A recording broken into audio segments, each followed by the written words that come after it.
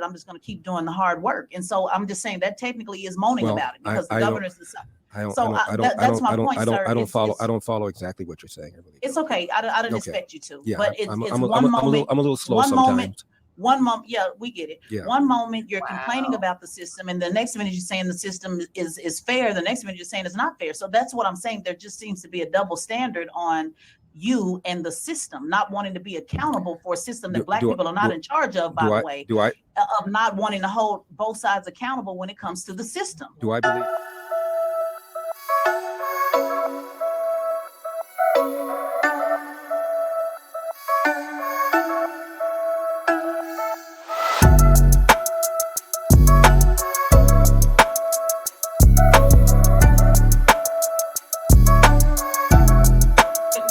What's up, you guys? This is Real Talk Corner. I am your host, Ariana, the Quantum Healer, and my co-host, Sabrina Williams, in the building. Woo! Well, we are back, and we are going to be covering some stuff tonight. We're going to just jump into it because we have a pretty, I don't know if we'll be able to watch the whole thing, but we'll watch as much as we can. Larry Elder. And you guys know, we told you we were going to be covering the presidential candidates. We said we would be bringing it to the table so we could talk about it, so we could show you guys who's running. But interesting enough, another breakfast morning. What is their fucking title? Shit. Breakfast Club. The Breakfast Club morning show. Another epic fail for them in interviewing presidential candidates. And we're going to wonder why. I haven't watched all of it. I saw some clips of it myself. So we're going to watch it all together for the first time and see how we feel about it. I ain't going to say nothing else. We just gonna watch it. I ain't gonna say nothing else about it. We just gonna watch it. That was the point I was gonna go to. When we keep talking about reparations. So this is a conversation I've had with multiple people. When you have generations that have received government aid, right? And a lot of people ain't gonna like what I'm about to say. But when you've had generations that have received thousands and thousands of dollars, whether food stamps, whether medical, right? All them doctor's visits, all them hospital visits, all that shit that you've got under Medicaid. You don't think that falls into those reparations that you keep asking for? You don't think that kind of balances out free aid that you've received somewhere? I feel like it's easy to be like, oh, we're owed this, we need this. But when you look at a lot of generations, it's like you're not entitled. You've got a lot of money that just was given to you. We're not going to talk about that, though. We're not going to include that. Because if anybody was to sit and look at all the years you was on welfare, all the years that you got food stamps, how much, all the medical shit that you've got done, whether your abortions that got paid, your sick time, going, whatever you went to under Medicaid, wouldn't that start to add up? What's owed back to the country? And I don't think a lot of people look like, because again, it's just free money, right? It's free money that was given to us. But we're still going to argue over reparations. I agree with what he says right there, because you would have to go back. You would have to go back to these other countries and be like, hey, y'all owe money because you are the original ones that fucking stole people. But then we're not looking at all of this other government assistance. Even like I said, I got almost 4 years of my daughter being paid in a daycare. How many more people get that shit? Daycare paid. Motherfuckers be paying like $2,000 on daycare. People who work, right? You got people who've never paid for daycare. Add that shit up year after year and see what it is. With my grandsons, I paid for them to be in daycare. My daughter didn't get assistance. And even when she got a little help on I don't know, it was a VPK program or some shit like that, they paid like $50 a week. All of the rest I paid. When you have to start paying and you start looking at that shit, you like, damn, this shit is expensive. But nobody takes that into account of, damn, I've actually received a lot of fucking help. I don't need reparations. I don't need nobody to give me a check. I don't need any of that shit. My kids don't need any of that shit because we've gotten a lot of help through the years. My daughter, my grandsons, my mom and dad who raised us on welfare. You know what I mean? I was 16 when I got emancipated. That's 16 years that they received welfare from me. That's a long fucking time. So I'm like, do the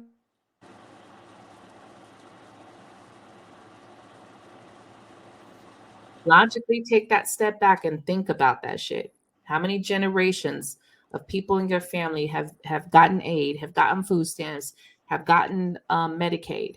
And if you've been someone who hasn't had any insurance, you know what them doctor bills look like when it comes through the mail.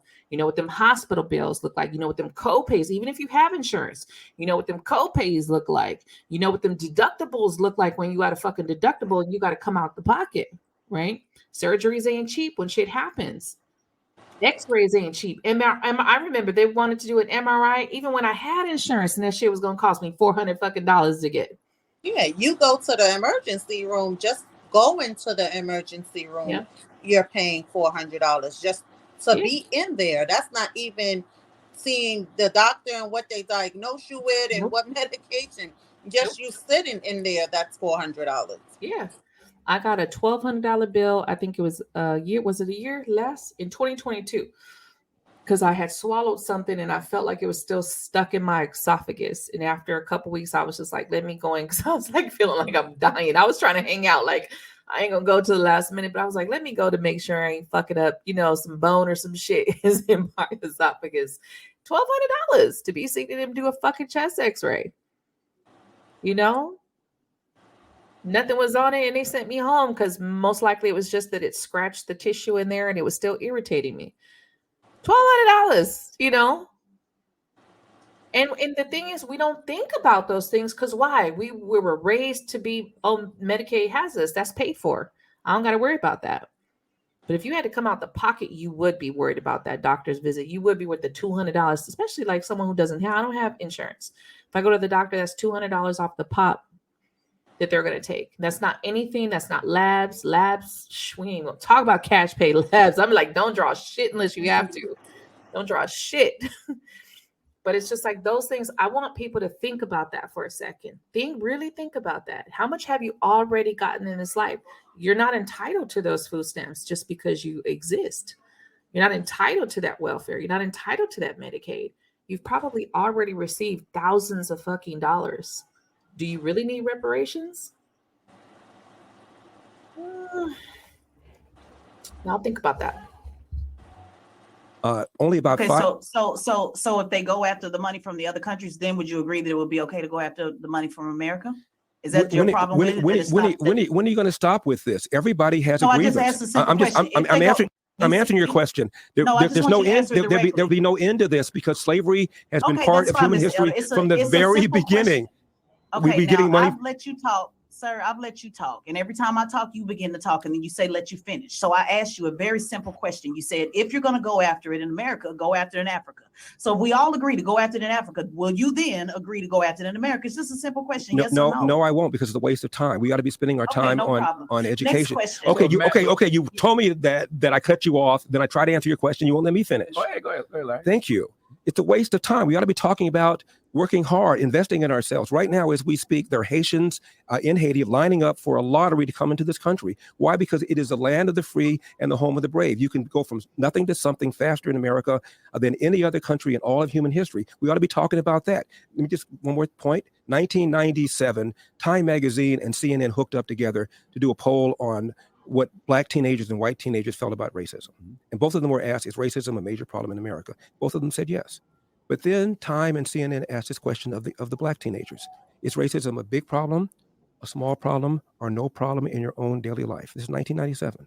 89% of them said small problem or no problem in my own daily life. In fact, twice as many Blacks said failure to take advantage of available opportunities is a bigger problem than racism. That was 1997. 1997. Look it up. It's 2023 though. You think America's more racist now after the election and re-election of Barack Obama than it was in 1997? Yes, because of the election of MAGA, Donald Trump, 100%. Yes. Really? Absolutely. Well, how is it, Charlemagne, that Donald Trump got 8% of the Black vote in 2016, He got 12% in 2020, a 50% increase. He got 20% of the black male vote in 2020. If MAGA is racist, how do you explain that Donald Trump substantially increased the percentage of black votes Republican Party got? Sometimes people make So poor why are you choices. running against Hold on, Trump then, hold on, Mr. Ted. Elder? Yeah, I'm not running against him. I'm running against Biden Harris. Any one of the Republican nominees we have would be better than what we have right now. I'm not running against him. I'm running to put forth the issues I just now mentioned that I've been talking about for the last few minutes. You know, I want to ask you about that. You know, after 4 indictments, 91 criminal charges, don't you think it would behoove the Republican Party to move on from Donald Trump? I think that the voters in the primary will make that decision. What do you think, though? I have no problem with I thought Donald Trump did an extraordinary job as president, especially for black people. Best economy ever. He did something about the borders. The people that are most hurt because of porous borders are black people living in the inner city, because most of the illegal aliens have little or no education. They end up living in the inner city. They compete against black people with high school or less for jobs. There are about 1 million fewer black people working than who would otherwise be working if it weren't for illegal alien labor. And illegal alien labor, according to a study done by the Civil Rights Commission, puts downward pressure to the tune of almost $2,000 per year on the salaries of black people living in the inner city. And Donald Trump gave us the most secure border we ever had. He also supported school choice. He also did the First Step Act, which allowed about 5,000 mostly black men with long criminal sentences, nonviolent, to have their sentences reduced an average of 70 months per. He pardoned Jack Johnson, the first black heavyweight champion. Even Barack Obama didn't do that. Yeah, he did an extraordinary job for black people. I think you're innocent until proven guilty, but I feel like President Biden had 4 indictments, 91 criminal charges. You know, President Obama had 4 indictments, 91 criminal charges. Y'all would be telling them that they need to step aside. They shouldn't be running. Well, I wouldn't vote for Barack Obama or for Joe Biden in any case, no matter whether he had indictments or no indictments. I don't vote for tax, spend, regulate liberals. You're a conservative, right? Obviously. No question. What initially made you gravitate towards being a conservative? I think it was my father. My father was a lifelong Republican, and my father always told my brothers and me the following: Democrats want to give you something for nothing. You try and get something for nothing, you almost always end up getting nothing for something. And my dad, I told you about his background. He told my brothers and me that hard work wins. You get out of life what you put into it. You cannot control the outcome, Larry, but you are 100% in control of the effort. Before you moan or groan about what somebody did or said to you, go to the nearest mirror, look at it, and ask yourself, what could I have done to change the outcome? And finally, Charlemagne, my dad, told my brothers and me this: no matter how hard you work, how good you are, sooner or later, bad stuff is going to happen to you. How you deal with those bad things will tell your mother and me if we raised a man. I wrote a book about my father's life. It's called Dear Father, Dear Son, 2 Lives, 8 Hours. It's about an 8-hour conversation he and I had, where at the beginning of the conversation, I thought my dad was harsh. I thought he spanked us too often. We had a belt. In those days, from the South, you spank kids. And I thought my dad was way too harsh. And we had an 8-hour conversation. And by the time we ended, my dad got bigger and bigger and bigger, and Larry Elder got smaller and smaller and smaller. And I apologized to him. And it's a book that's changed a lot of people's lives. It's called, as I said, Dear Father, Dear Son, 2 Lives, 8 Hours. The paperback is called A Lot Like Me. Same book, but it's cheaper. Can you honestly say this is the Republican Party that you grew up on? This modern day GOP? Yes. The Republican Party pretty much has always stood for low taxes, low regulation, peace through strength, not strength through peace, and strong borders, and still does.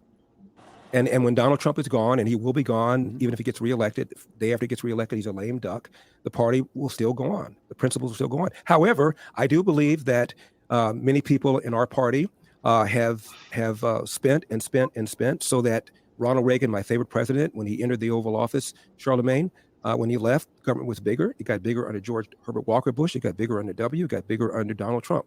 And the only way to restrain spending is with an amendment to the Constitution to fix spending to a certain percentage of the GDP, with exception for war and for natural disaster. Otherwise, we're going to get bigger and bigger and bigger. Let me use the word unsustainable. That's the word Barack Obama used to describe the so-called entitlements. Unsustainable was a word that Bill Clinton used to describe them. But nothing happens, because if you run claiming you're going to reform Social Security or Medicare, the other side is going to accuse you of not caring about the sick, the poor, the elderly, and you are going to lose elections. That's why government gets bigger and bigger and bigger. So we need a law to restrain spending. Otherwise, it's going to get bigger and bigger and bigger. And for young people like you, these programs are not going to be there. Mr. Elder, I know a lot of Black conservatives, and I completely agree about the Black family. I don't think anybody here objects to that. Don't disagree about that at all. I think when you talk about ideology and then you mix in parties and then personalities, it gets kind of confusing.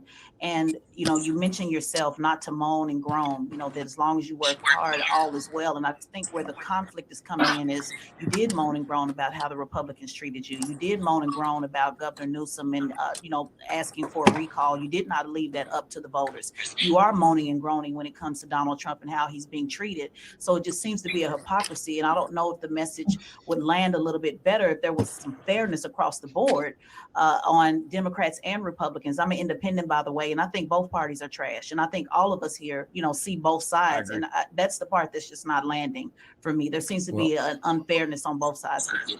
Well, not too surprisingly, I don't agree with your analysis. How is it that I did not leave the recall to the voters? What do you mean by that? What do you said I didn't leave the recall to the voters. No. I said you moaned and groaned about it. You said it should be recalled, correct? Correct? I said Gavin Newsom should have been recalled, yes. Right, that's moaning and groaning. Well, actually, it's taking advantage of what's in the California Constitution, which is when a certain percentage of voters sign a petition to recall a politician, there can be a recall vote, and there was one, as there was in 2003. We recalled a governor then, and there was in 20. Yeah, she just got to pick something to say something. Out of everything he said, now your point is you moaning and groaning. And even though if you were listening to what he said, his father said, don't moan and groan until you go in the mirror and you look at yourself and ask yourself, could I have done anything to change this? Which he's saying that the California law states this, but they're not abiding by it. It's not moaning and groaning. Why do we need to break down a candidate in a guest on your show is where I'm mind boggled about this shit. Why do you need to talk to them like that?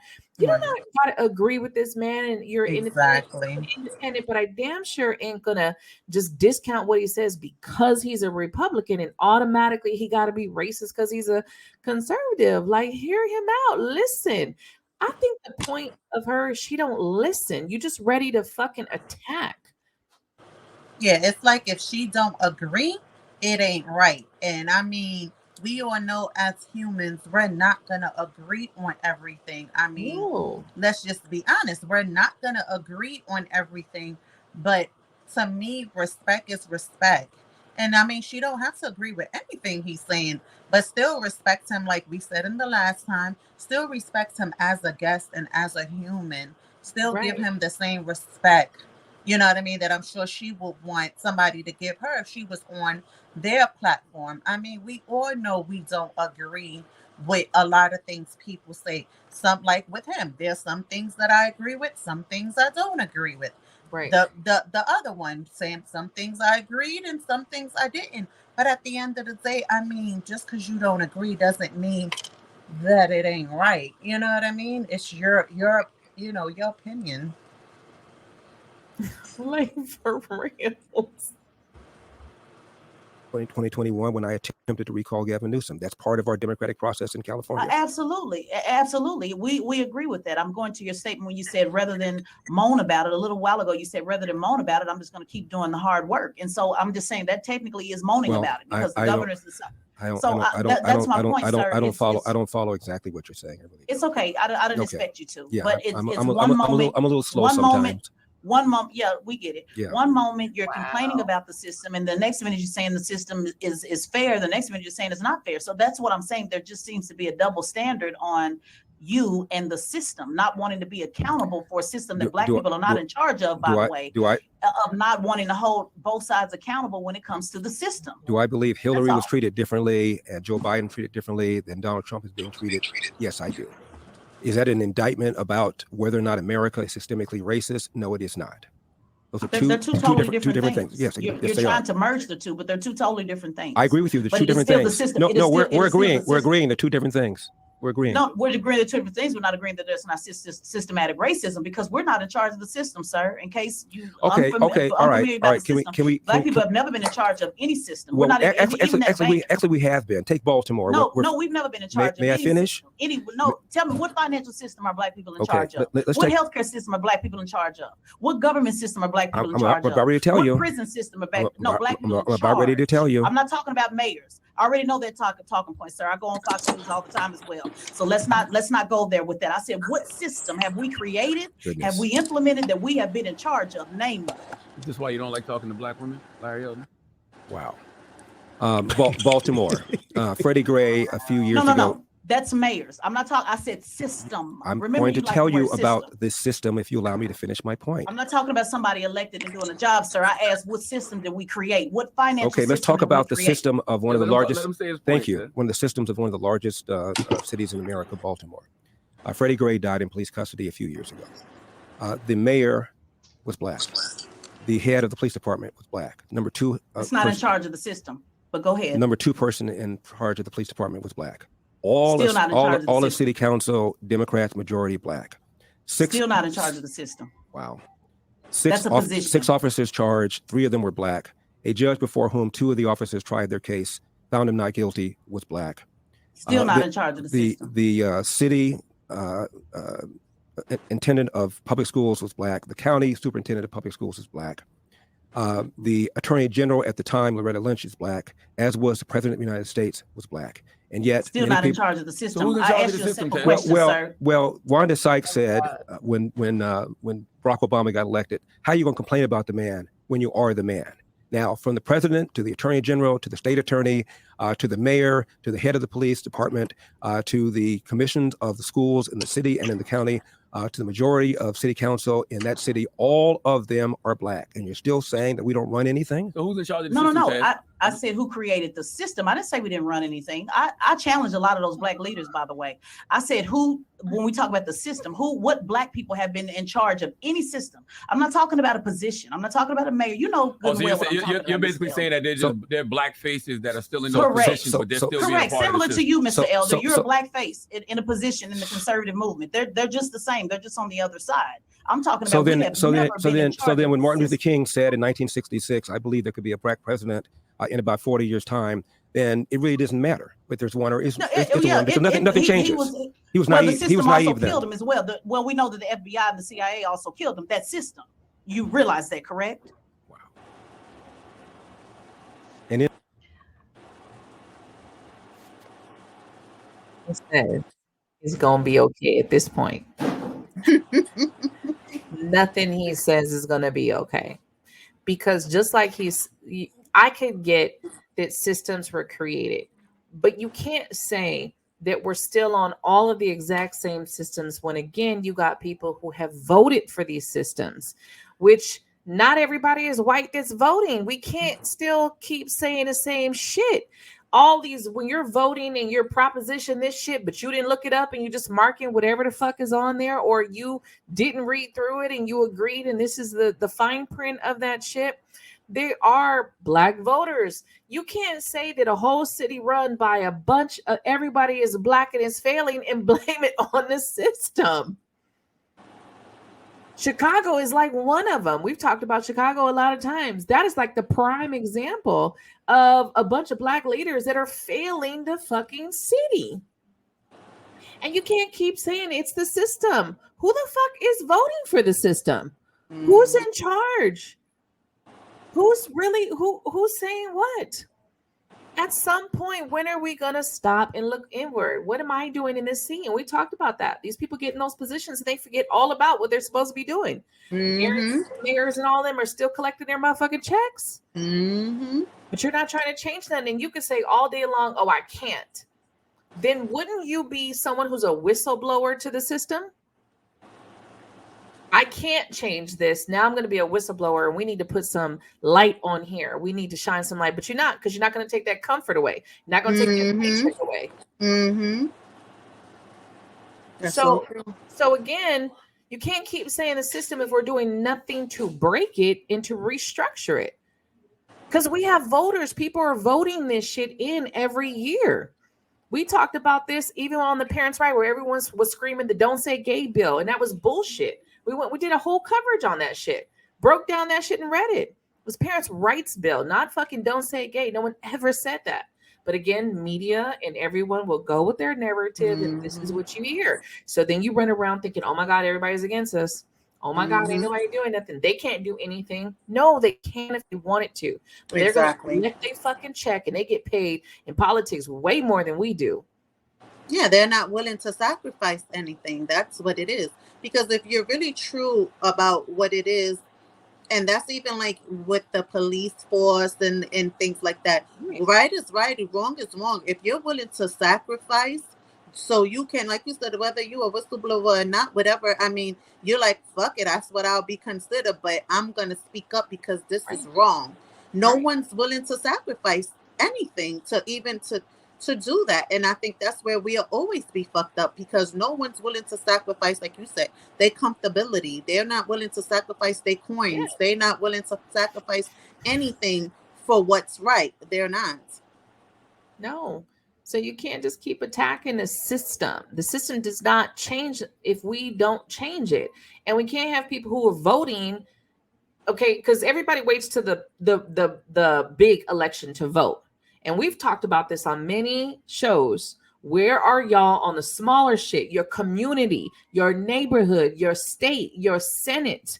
You're going to those school board meetings. Parents, get fucking involved. We've talked about this way too many times. You cannot keep crying that nothing is changing until you fucking get involved. And then you can show that proof and be like, no, I've been here years, boots on the ground doing this shit, and nobody's listening. But no, everybody's sitting in the office talking about what can and cannot be done, but you're not involved in your community. You don't even know who's running shit. You don't even know who's in office. You don't even know who's on the council. You don't even know I mean, even deeper than that. I mean, let's just be honest. The president, a lot of the times, the stuff that's being passed, if certain states are not agreeing with it, it's the state bills that is for that state. Right. Let's just be honest. That's what really matters. The state that you live in, and those bills, that is what is going to really affect you and your children and your community, not worldwide, because a lot of these things are not worldwide. These things are state bills. And a lot of people don't realize that. You know what I mean? They really don't. It's not about being a president of a country, because he can say whatever at the end of the day, but it's about those state bills. What is being passed? What is the government? What is those things? And the governor of that state, the senator of that state, the councilman of that state. Those are the things that is affecting our children, the schools, the council for the schools and things like that. So, I mean, let's just be honest. If you're not involved in that, I mean, that's where the change is. The change has to start with in the state that you live in. Yeah, you're missing the big point of it, because you got city officials, you got people who are really running it, because it happens on the grassroots level. And I think we've said this shit 100 times, probably millions, that it starts in your community. The people that are on that council, the people that are on that board, that small place, and then it keeps going up the chain. The president is the last fucking person that's going to hear about your state and your city and your community. You got senators, you got governors, you got mayors, you got city officials, you got House representatives. We've talked about this. You have got to get more educated on this. You can't just sit up here and, like, for her, I feel she's disrespectful to come at him like that, when again, you're missing some of the points of the president is the last person. It starts smaller. When they have those votes, you get those ballots in the mail. They're telling you, come vote, come out and vote. You can throw that shit in the trash. The people only care about when the fucking president is running. But you don't go out for the mayor, you don't go out for the senator, you don't go out for the House seats, you don't go out for those public officials, the people that are sitting on a school board. All of those are public voted in seats. And when they're not doing their job, the people need to stand up and be like, hey, you're not doing your job. Let's hold you accountable. But again, we're giving it to, well, why isn't the president doing something? The president is over the whole country. He can't manage and micromanage. See, this is why we have a chain of command, right? Can't micromanage every fucking community. This is where the people have to stay up and say, shit is not right here. Shit ain't happening. And I can say that especially because I'm so close to Chicago. I see a lot of their news where and again, I'm not against migrants coming here. I'm not against immigrants. I'm not against any of that. But they're putting people out of their housing projects and stuff to fit immigrants. That's not okay. We've got to make sure that we are, and this is Democrats who run over there. Okay. All y'all lovely Democrats that want to be, saving everybody, but you can't even save your own people that are here. It makes no sense to me to put other people out. And some of these people were veterans. Some of these people are elderly, putting them out to be homeless, to put immigrants in. Yeah. Born here in this country, born here. And they are, like you said, they are the last ones to get the help, or like you said, or being on the back end Right. while they're trying to help. And I'm the same way. Like, I'm not, have nothing against foreigners or things like that, them at all. But at the end of the day, I mean, you would think you would want to help the people here that were born here, that fought for the country, or that before you want to go helping somebody else. Because like you said, you put in that family in that housing unit is taken away from a family that was born here. Right. Right. Just like you said, there how many Haitians that are waiting to come over here. We know that this is a thing. But I agree with, at times, I think we need to close the borders and work on what's going on here. The good thing is the people in Chicago have been not rioting, but they've been actually protesting against it and speaking up against it. So it has been, and this is what you have to do. You have to stand up and say, no, this is not right. We're not going to stand for this, and go to them city councils and the mayors and get that shit on TV and get that shit nationwide, because it's making people say, if they would have just quietly left, then nothing was going to be done with that.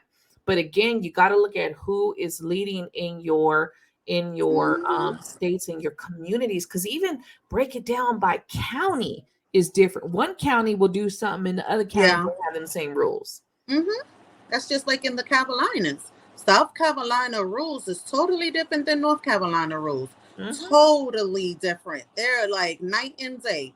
South Carolina rules are really serious. I remember we lived in North Carolina now, their rules, and even with that, North Carolina rules now, and the bills and stuff that they're passing are more now realistic to me. South Carolina still, to me, is stuck in their ways. Yeah, they're not on board yet. North Carolina is kind of trying to get on board, and I guess because now with the population and the diversity that is here now in North Carolina, they have no choice. Sometimes you have to change. You have to change with the times, especially when the population it's no longer just black and white. South Carolina, they're still stuck in their ways. They're not moving. They're not trying to budge. They have, so it's totally different. And they're both Carolinas, but South and North is totally different. They have so many different bills that are different that has been passed. Right. That's why you have to go more local and make those moves. And you can't complain unless you're out there speaking up with everybody else, voting on everything, and we have to hold them accountable. You can't just talk shit to president, because even like people talk so much shit about President Obama, and I'm like, you can't just talk shit to him when you got all of these other people and then all of these other things that people didn't vote on that got passed, and then you want him to veto and do all this shit to all the shit. That's not how it works. It's like, understand what our law really is. Understand, just because somebody's a president doesn't mean that they can fucking overturn and overthrow every fucking thing that's passed. It's not how it works. And so we have to sit back and say, okay, there's something I'm not missing about this. I'm blaming all the wrong people, and I maybe need to look closer to home, because closer to home is who's really got that. And it's state by state is a big thing. Not every state has the same policies. Just like you see, some states are open carry, some states aren't. Some states you need a license. Some states are like, nope, you don't. Some states have stand your ground laws. Some of them don't. So you got to understand there's a reason why there's different laws in different states, and that's passed on a state by state basis. That's looking at who's in charge, who is the senator, who's the governor. And we've talked about this on many, and we'll keep saying it, because we want you guys to think outside the box on this shit. Don't get into this closed-minded bullshit and attacking somebody on a basis that doesn't fucking matter. Like this stuff, and all three of them keep coming at him with some bullshit. I feel like you're coming at him with some bullshit, and you just automatically think because he's a black man, he needs to be, on your same page. I mean, that's just like with Trump and a lot of, because Trump is who he is. There's so many people who don't like Trump. And, me personally, there's some things I don't like about him, and there's some things that I do agree, like with the foreigners, with that, because to me, it does take a whole lot. To me, how could you want to help someone from another country when this country is so fucked up in itself? The homelessness here is ridiculous. The jobs is ridiculous, but you quick to want to help a family from another country who comes here, who gets the aid, who gets the housing, who gets the job, who gets the this. So, you know what I mean? So at the end of the day, so many people don't want to speak up. So many people don't want to agree when it comes to Trump when he says those things because they don't want to be considered a racist or whatever. But Right. to me, I mean, like I said, I am not a fan of his at all. There's some things that I do agree, and that is one of the things that I do agree. I think it should definitely be, to me, closed and focusing on here. Now, once we good, then go ahead, open it up, welcome everybody. But Right. hello, Right. we're not good. We Right. are fucking suffering. There's families suffering here. There's homelessness on a rise, unemployment on a rise. We are not good as Americans. So why the Right. hell are you opening, these things to foreigners for what? Right. Fix this shit Businesses here first. closing and shit. People are not able, there's really middle classes being demolished to where there's not even a fucking middle class. You're poverty or you rich, basically. And like even all the money going to fucking Ukraine. Why? Mhm. I'm sorry that they're going through what they're going through. And my heart goes out to those people. But man, we have got to do better on taking Yes, care of we're home first. suffering. We're suffering here. Homelessness. You walk outside, you see families, mothers, kids, fathers. Like you said, veterans, all type. Like it's ridiculous. There's no reason why Right. you're spending that money and sending it over to these countries, helping them rebuild when Right. we fucked up. Like that don't Or even make did you sense. see that shit? Like, even when you look at all the shit that's happened in Puerto Rico and you're not giving no aid or rebuilding or any, and that's a US territory. You look at the shit now in Hawaii where they I got know. $500 fucking dollars and that's supposed Mhm. to hold them over. These people lost everything, their money, and it's just like, but you are selling billions over here to fucking Ukraine. Does that make sense? Exactly. It don't make sense. We have got to take care of our home, our territories, our line first, and then we could be like, man, when we're back up there where we're this growing opportunity place, then boom, yes, open the doors and let people come. Because yes, we should, Yes. yes, come over here and do your damn thing. Because I do believe if you come over here and work hard and do what you need to do, then fuck it, Right. have the American dream. But I Right. do feel like there's a big sense of this hate to our own nation that's instilled in everyone, and everyone hates this place, but nobody's willing to fucking leave. You hate this place, all the systems and all this shit, but everybody's not leaving. If you hate it, go to another country and see how much you like that shit. Or you hate it so bad, but you're not trying to do nothing to change it. Like, I Right. mean, that's the crazy part. Like, that's the part that would never make sense to me. You hate it so much, you don't Right. want to be here, but what are you doing to try to change the little things? Like, you're not even trying Right. to do the little things. Right. We're never gonna get. I hope you guys gained something out of this shit. Definitely drop us a comment. Let's chit chat in the comments and talk about this. Again, there's no wrong answer to any of this. If you don't agree, you don't agree. But as long as you keep it respectful in the comments, then we all right. Mm-hmm. So until next time, y'all. Bye.